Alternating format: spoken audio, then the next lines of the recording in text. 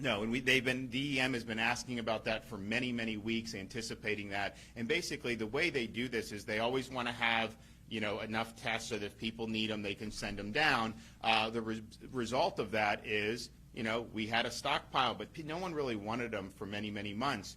As the expiration date was coming, they had already gotten one extension. They had asked, can you do more? Can you do more? They said no.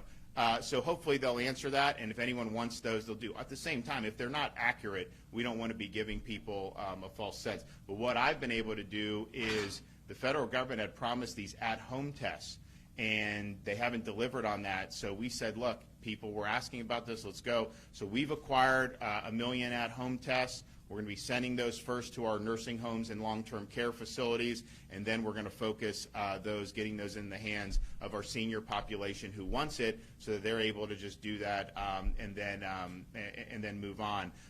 But at the end of the day, with how the Fed stuff works, it's always a struggle with anything you're doing. I mean, they promised at-home tests last month, didn't deliver. They have been taking away our early treatment. We did get 15,000 additional doses. I had asked for 30, so that's still not what we want, because we want to do more sites for people to be able to get treated. But that's just the reality that we're dealing with here. So I don't know when they're going to provide any type of an answer, but I know people at the Department of Emergency Management have been asking about this since November and have still not been able to get a response.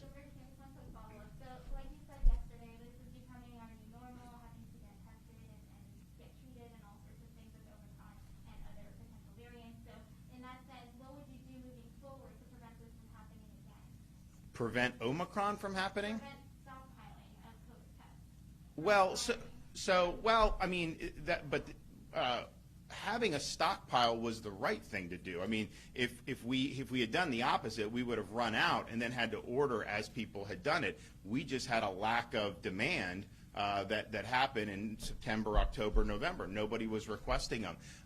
They would have been used, I think, had we had Omicron then. But you also don't want a situation where you're wasting millions and millions of dollars. And so that's why with the at-home test, what we're doing 1 million. We're going to see the demand. I think we can do another 1 million. But to have hundreds of millions like the federal government, that could potentially do that. So it's trying to respond to the demand. I think the Omicron was, fortunately, it's much milder, but it's so much more contagious. And so nationwide, you had all these people going to try to get tested. And so that created a crunch on the supply. But we are filling the gap with the at-home tests, and we have those. As soon as we saw the need, we were able to do it. But we also put out new testing guidelines under the Surgeon General, Joe Latipo. And, it's really important. People can do what they want. I mean, we're not doing any type of restriction or whatever, but just going out and testing yourself all the time if you're not sick is very little clinical value to that. And so if you're talking about resources being used, that would be kind of a very low value use of testing. And so what Joe has said, and what I agree with, is, okay, the top reason to test is if you're symptomatic, particularly if you're high risk, so that you can then determine whether you have COVID. If you do, you get treated. If you're low risk but you're symptomatic, there's value in testing as well, so that you know what you do. A lot of those folks are not going to need treatment for Omicron. They will simply just get over it. Not saying we don't want to offer if you want it, but it's probably not going to be necessary. The lowest value testing is just people who are just kind of going to test to saying, hey, am I sick? Now think about it. Before COVID, did anyone go out and seek testing to determine if they were sick? It's usually you feel like you're sick, and then you get tested to determine what you maybe have come down with. And so this is kind of a new thing where they've been saying just go out and test all the time. And again, you're free to do it. But I think what the DOH guidance from Florida is saying is that is unlikely to yield very much clinical value for you. And it also creates a lot of second-order follow-up problems. It's essentially a lockdown by stealth in the sense of if you test positive but you're not sick or have symptoms, you may have to isolate. They don't even know. The test can't tell you if you're even infectious or not.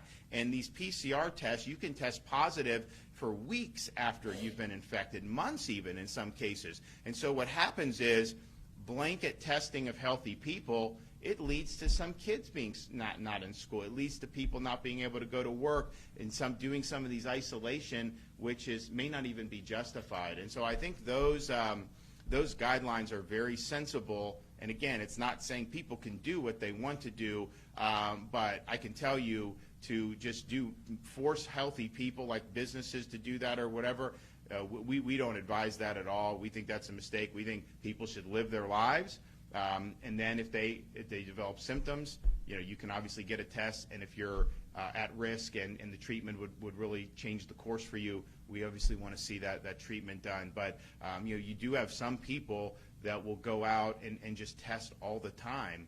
And that's just not a good use of the resources. So that, I think that brought some good clarity to it. And if you think about it, we really want the testing to be like testing for anything else has been prior to COVID. I mean, that's how you live a normal life. Not saying that unless you test negative, you can't live or operate in society. That's not a good road to go down. We've done obviously much better in Florida of being open and letting people make their decisions. There's some parts of the country where you have to show medical papers just to go have a hamburger.